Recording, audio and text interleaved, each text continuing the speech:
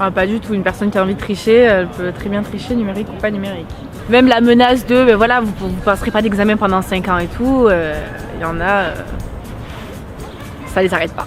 Il y a plein de méthodes de triche sans appareil connecté, fallait le dire, mais regarder la copie du voisin, demander à voix basse la réponse, tourner son brouillon vers le voisin, il y en a plein effectivement. C'est un moyen comme un autre, efficace peut-être un peu plus que les autres, en tout cas ça restreint les options pour les tricheurs et les tricheuses. Après, il y aura toujours des techniques plus ingénieuses les unes que les autres pour tricher, donc ça va pas évincer la triche des examens, mais ça peut l'endiguer. Non. Non. Il y aura toujours des moyens de tricher. Les étudiants sont malins. Voilà. Il faut être Quand il s'agit de s'en sortir, ils sont malins. Non, je pense même sans le numérique, il y aurait quand même des moyens, ça date pas d'hier la triche. En fait, copier sans réfléchir avant à ce que l'auteur a écrit, ça nous apporte rien en fait, ça nous améliore dans aucune compétence.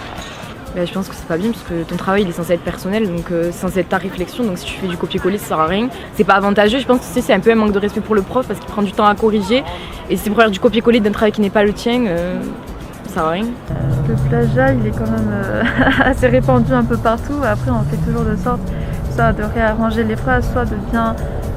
de citer les sources, c'est ça, surtout de citer les sources, mettre l'auteur et là où on est allé chercher l'information. C'est pas forcément toujours du plagiat, de tricherie volontaire, parfois c'est qu'ils ne savent pas bien citer leurs sources et donc ils font un peu de la paraphrase. Voilà, il y a aussi à bien apprendre à comment on cite et ça on leur apprend chaque année un petit peu, on leur réapprend à bien le faire. Eh bien, c'est important de bien citer les auteurs quand on les utilise dans son travail. Et c'est vrai que le plagiat, c'est quelque chose qu'il faut éviter de faire, parce qu'après sinon on peut non seulement ne pas être noté, mais aussi être interdit de concours. Donc il faut utiliser des ressources, mais il faut savoir les citer correctement en fait. Après, à partir du moment où c'est autorisé et qu'il n'y a pas de réglementation contre, Il y a beaucoup de triche alors dans ce cas. il faut faire avec. Pour moi, oui. Parce que du coup, on va chercher la facilité et pas le travail personnel.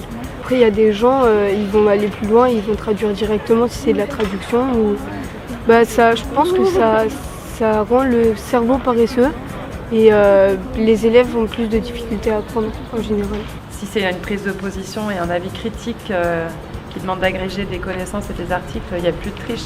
Mais si c'est des questions de cours et que tous les supports sont utilisés, oui, il y a de la triche. Ça ne peut pas nous aider, on peut perdre énormément de temps plutôt. Quelqu'un qui connaît son cours et n'a pas forcément besoin d'aller sur internet pour répondre. C'est plus une perte de temps, je pense, d'aller sur internet et tout. Je pense pas que ce soit forcément de la triche.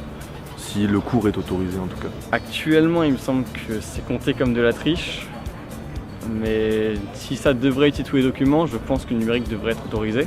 J'ai pas trop de cours disant utiliser tous les documents. Mais si on doit pouvoir utiliser tous les documents, oui, normalement, on peut accéder à toutes les ressources nécessaires.